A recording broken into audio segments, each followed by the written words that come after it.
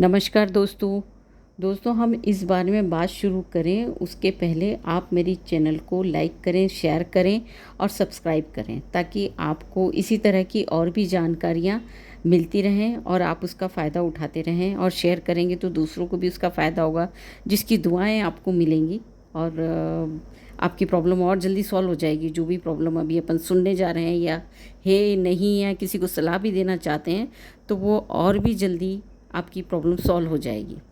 तो आप सुनिए, चलिए शुरू करते हैं। आज का टॉपिक है सुनाई देने की समस्या के बारे में, जो कि हमारी 5 इंद्रियां हैं, उनमें से दूसरे नंबर पे आती श्रवण इंद्रिय। जब सुनाई देना कम हो जाता है किसी कारणवश, या तो हम किसी प्रॉब्लम के कारण उसको कम सुनाई देने लगता है, या फिर एज के कारण होता है। बहुत सारे रीज़न हो सकते हैं उसके पीछे जिसके कारण हमें सुनाई देना कम हो जाता है। तो हम अगर अभी जो भी मैं बताने जा रही हूँ वो आप करेंगे तो उससे 100% आपकी उस प्रॉब्लम का सॉल्यूशन निकल जाएगा। और कम भी हुआ तो कम होगा, लेकिन फ़ायदा ज़रूर होगा, 100% होगा। नुकसान तो कुछ भी नहीं होने वाला है। तो आप प्लीज़ इसे करें और दूसरों को भी एडवाइस दें ताकि दूसरों की भी प्रॉब्लम सॉल्व हो। तो सबसे पहले आप एक शांत जगह पे बैठ जाएं, अपनी रीढ़ को स्ट्रेट रख के, और भ्रामरी प्राणायाम करें। भ्रामरी प्राणायाम के 2-3 तरीके होते हैं। सबसे ईजीएस्ट तरीका तो ये है, आप अपनी इंडेक्स फिंगर को, मतलब जो उंगली एक होती है इंडेक्स फिंगर, उसको आप कान को बंद करें और फिर ओम चैंटिंग करें। ओम,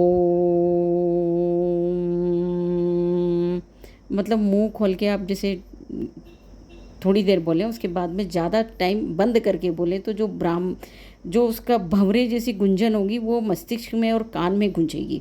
उसके कारण कान की जो नसें हैं वो एक्टिव हो जाएंगी। जहाँ भी किसी कारण अवरोध आया हुआ है वो एक्टिव हो जाएगा।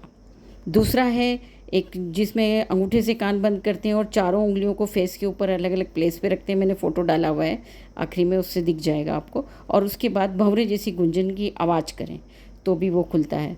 और ये सुबह भी कर लें, आप रात को भी करें सोने के पहले, और सुबह उठते से करेंगे तो ये बहुत ही लाभकारी है। कम से कम 10 बार से शुरू करें और धीरे धीरे इसको बढ़ाते जाएं। इसके अलावा एक और है, जिससे आप मुंह में हवा भरें, उसके बाद में नाक को बंद कर लें अपनी उंगलियों से, और कान से हवा को निकालने की कोशिश करें। मतलब जो सांस भरी है हमने, उसे कान की तरफ जोर डाल के निकालें। ज़्यादा जोर से नहीं करना कि कोई नुकसान हो जाए। स्लोली, बिल्कुल हल्के से कोशिश करें। धीरे धीरे उस प्रेशर को बढ़ाते जाएं। जब भी आपकी प्रैक्टिस बढ़ती जाएगी तो डेफिनेटली आपकी कान की नसें बिल्कुल एक्टिव हो जाएंगी और इसका फ़र्क पड़ेगा। नुकसान तो कुछ भी नहीं है, करके देखने में क्या हर्ज है। अगर आपको कोई इंजरी हुई है तो डॉक्टर की सलाह ज़रूर लें उसको करने के पहले। अदरवाइज़ आप इस तरह से करेंगे तो आपकी जो भी नॉर्मल प्रॉब्लम है, किसी भी कारण से श्रवण शक्ति कम हुई है, तो वो 100% ठीक हो जाएगी और आप बिल्कुल नॉर्मल हो जाएंगे। किसी की हंसी का कारण नहीं बनेंगे।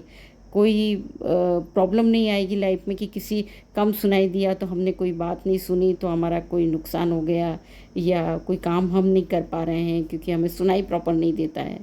तो अपनी इस समस्या को पूरी तरह से शॉर्ट आउट करने के लिए, पूरी तरह से सॉल्व करने के लिए आप ये 2 प्राणायाम तो ज़रूर शुरू कर दें। और इसके साथ ही पॉजिटिव रहें। बिल्कुल 100% अपने आप के बारे में पॉजिटिव सोचें कि मुझे अच्छा सुनाई देता है। और देखना, आप कुछ ही दिनों में आपको सुनाई देने की कैपेसिटी आपकी बढ़ जाएगी और आप बिल्कुल ठीक हो जाएंगे। Thank you.